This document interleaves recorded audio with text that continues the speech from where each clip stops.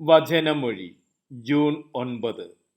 വചനഭാഗം റോമ 5:1-5, മത്തായിയുടെ സുവിശേഷം 5:13-20. വിശുദ്ധ മത്തായി അറിയിച്ച നമ്മുടെ കർത്താവ് ഈശോ മിശിഹായുടെ പരിശുദ്ധ സുവിശേഷം.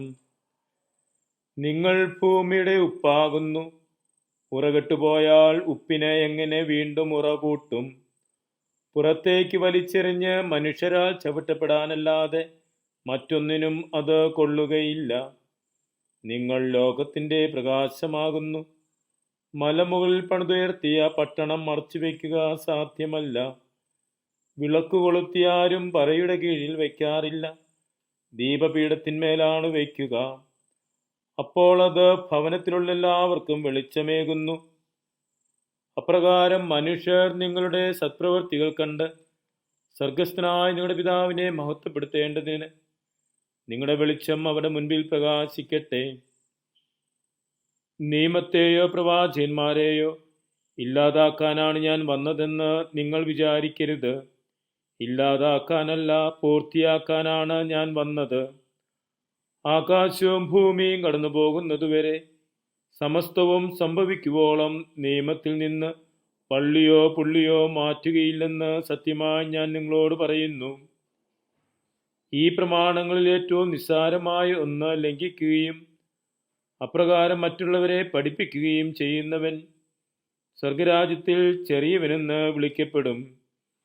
എന്നാൽ അതനുസരിക്കുകയും പഠിപ്പിക്കുകയും ചെയ്യുന്നവൻ സ്വർഗരാജ്യത്തിൽ വലിയവനെന്ന് വിളിക്കപ്പെടും.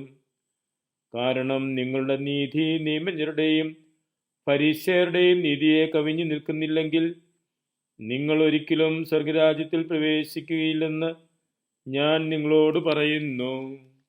ഈശോയിൽ സ്നേഹമുള്ളവരെ, ഇന്ന് സുവിശേഷത്തിലൂടെ ഈശോ നമ്മോട് പറയുന്നത്, നിങ്ങൾ ഭൂമിയുടെ ഉപ്പ് ആകുന്നു, ലോകത്തിൻ്റെ പ്രകാശമാകുന്നു എന്ന. ഭൂമിയിൽ ഉപ്പായി വർത്തിക്കുന്നതിനും ലോകത്തിൽ പ്രകാശമായി വർത്തിക്കുന്നതിനും വേണ്ടിയാണ് ഈശോ തൻ്റെ ശിഷ്യന്മാരെ വിളിച്ചത്. ഉപ്പ് രുചി പകരുന്നതിന് ഉപയോഗിക്കുന്ന ലവണമാണ്. ഉപ്പ് മുറിവുണക്കുന്നതിന് ഉപയോഗിക്കുന്നു. ഉപ്പ് ലയിച്ച് സ്വയം ഇല്ലെന്നായി മാറുന്ന ഒരു വസ്തുവാണ്. ഉപ്പ് വളമായി ഉപയോഗിക്കുന്നു. ഉപ്പ് രാസപ്രവർത്തനങ്ങളിൽ ഉൾപ്രേരകമായി ഉപയോഗിക്കുന്നു. ഉപ്പിൻ്റെ ദൗത്യം നിർവഹിക്കുവാൻ വിളിക്കപ്പെട്ട ക്രിസ്തു ശിഷ്യർ തങ്ങളുടെ ജീവിതം കൊണ്ട് രുചി പകരുന്നവരായിരിക്കണം, മുറിവുണക്കുന്നവരായിരിക്കണം. തങ്ങളുടെ സൽകൃത്യങ്ങൾ കൊണ്ട് നന്മ ചെയ്യാൻ ഉൾപ്രേരകങ്ങളായി വർത്തിക്കുന്നവരായിരിക്കണം. മറ്റുള്ളവരുടെ വളർച്ചയ്ക്ക് സഹായകമാകുന്ന വിധത്തിൽ വളമായി വർത്തിക്കേണ്ടവരായിരിക്കണം. ലോകത്തിൽ അന്ധകാരം വ്യാപിക്കുമ്പോൾ പ്രകാശമായി വർത്തിക്കുന്നതിനു വേണ്ടിയാണ് ക്രിസ്തു ശിഷ്യൻ വിളിക്കപ്പെട്ടിരിക്കുന്നത്. മിശിഹായാകുന്ന പ്രകാശത്തിൽ നിന്നും ശക്തി നേടി ലോകത്തിൽ പ്രകാശമായി വർത്തിക്കുവാൻ വിളിക്കപ്പെട്ടവരാണ് ക്രിസ്തു ശിഷ്യൻ.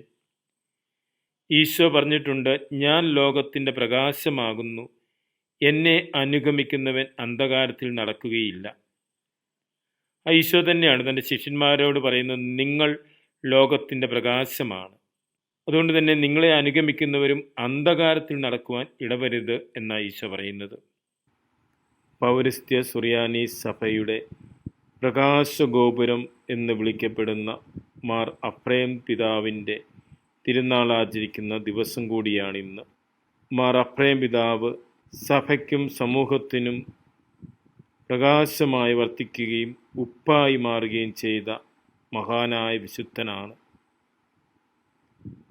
ആ വിശുദ്ധൻ്റെ മാധ്യസ്ഥം അപേക്ഷിച്ചുകൊണ്ട് നമുക്കും ലോകത്തിൽ പ്രകാശമായും ഭൂമിയുടെ ഉപ്പായും വർത്തിക്കുവാൻ കൃപ പ്രാർത്ഥിക്കാം.